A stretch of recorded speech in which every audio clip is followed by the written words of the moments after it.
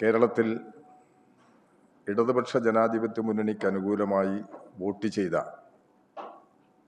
എല്ലാ വോട്ടർമാരെയും ഇടതുപക്ഷ ജനാധിപത്യ മുന്നണി സംസ്ഥാന കമ്മിറ്റി അഭിനന്ദിക്കുന്നു. അവർക്ക് നന്ദി രേഖപ്പെടുത്തുന്നു. ഇടതുപക്ഷ ജനാധിപത്യ മുന്നണി ഗവൺമെൻറ്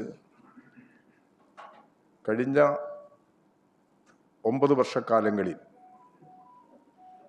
കേരളത്തിൻ്റെ പൊതുവികസനങ്ങളിലും ജനക്ഷേമ നടപടികളിലും അനിതര സാധാരണമായ നിലയിൽ പ്രവർത്തിച്ചിട്ടുണ്ട്.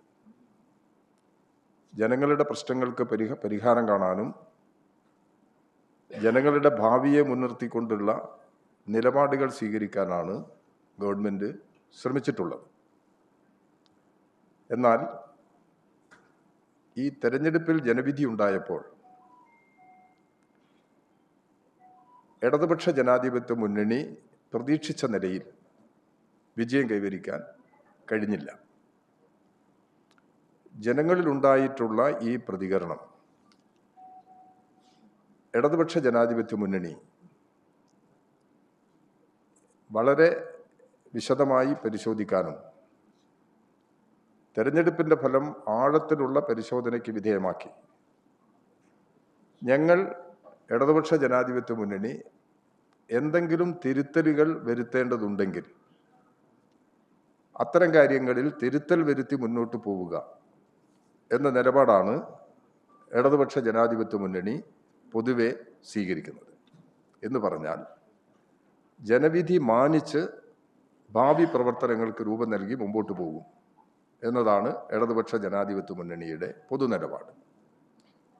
ഈ തെരഞ്ഞെടുപ്പിൻ്റെ കേരളത്തിൻ്റെ വിവിധ ഭാഗങ്ങളുണ്ടായ അനുഭവങ്ങൾ ഇടതുപക്ഷ ജനാധിപത്യ മുന്നണിയുടെ സമഗ്രമായ പരിശോധനയ്ക്ക് വിധേയമാക്കും.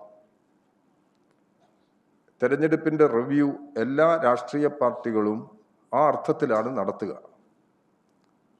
തെരഞ്ഞെടുപ്പിൻ്റെ റിവ്യൂ രാഷ്ട്രീയ പാർട്ടികളിൽ പൂർണ്ണമായി കഴിഞ്ഞിട്ടില്ല. രാഷ്ട്രീയ പാർട്ടികളിൽ തെരഞ്ഞെടുപ്പ് റിവ്യൂ പൂർണ്ണമാക്കി കേരളത്തിൻ്റെ പൊതുനില പരിശോധിച്ച് നിലപാട് സ്വീകരിക്കാം എന്നതാണ് ഇടതുപക്ഷ ജനാധിപത്യ മുന്നണി കണ്ടിട്ടുള്ളത്. അപ്പോൾ അതിൻ്റെ റിവ്യൂവിൻ്റെ വിശദാംശങ്ങളിലേക്ക് ഇന്നത്തെ യോഗം പോയിട്ടില്ല.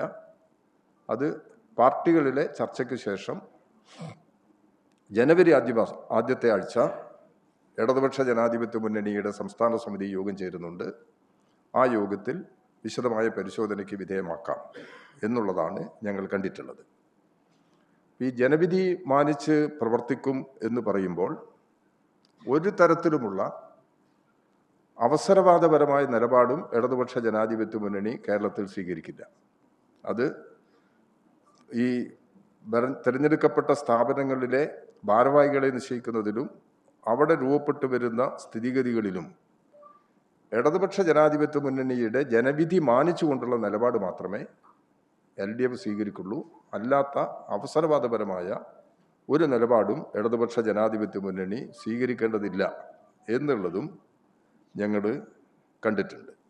തെരഞ്ഞെടുപ്പിൻ്റെ വിശദാംശങ്ങളെല്ലാം പല തലങ്ങളിലും വിശകലനം ചെയ്ത് വന്നുകൊണ്ടിരിക്കുന്നുണ്ട്. അതെല്ലാം വളരെ ഗൗരവത്തിലെടുത്ത് മുമ്പോട്ട് പോവുക എന്ന് തന്നെയാണ് ഞങ്ങൾ പൊതുവെ കാണുന്നത്. ഇന്ന് ഇടതുപക്ഷ ജനാധിപത്യ മുന്നണി ഈ കേരളത്തെ, നമ്മുടെ രാജ്യത്തെ ആകെ ബാധിക്കുന്ന 2-3 പ്രധാനപ്പെട്ട പ്രശ്നങ്ങൾ ആലോചിച്ചിട്ടുണ്ട്. അതിൽ ഇപ്പോഴുള്ള തൊഴിലുറപ്പ് പദ്ധതിക്ക് അടിസ്ഥാനമായ നിയമത്തിൽ മാറ്റം വരുത്താൻ കേന്ദ്ര ഗവൺമെൻറ് തയ്യാറായി നിൽക്കുകയാണ്.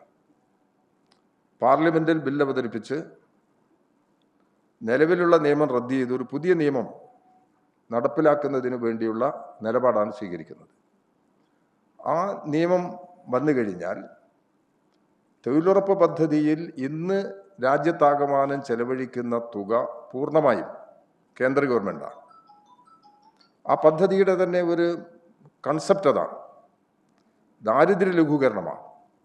പാവപ്പെട്ട ജനങ്ങൾക്ക് കൂടുതൽ സഹായം കിട്ടത്തക്ക നിലയിൽ പദ്ധതി നടപ്പിലാക്കുക എന്നുള്ളതാണ്. നിലവിലുള്ള നിലപാടിൽ മാറ്റം വരുത്തി 60:40 കേന്ദ്രം 60, സംസ്ഥാനം 40. ഈ നിലയിലുള്ള ഒരു റേഷ്യോ അംഗീകരിച്ച് ധനവിനിയോഗം നടപ്പിലാക്കുന്നതിന് വേണ്ടിയാണ് പുതിയ ബില്ല് മുന്നോട്ട് വെക്കുന്നത്. അതുമാത്രമല്ല, ഈ പദ്ധതി തന്നെ 60 ദിവസത്തേക്ക് നിർത്തിവെക്കാനും ഓരോ സ്റ്റേറ്റ് ഗവൺമെൻറ്റിനും അധികാരം നൽകുന്ന നിലപാടും ഇതിൻ്റെ ഭാഗമായി സ്വീകരിക്കുന്നുണ്ട്.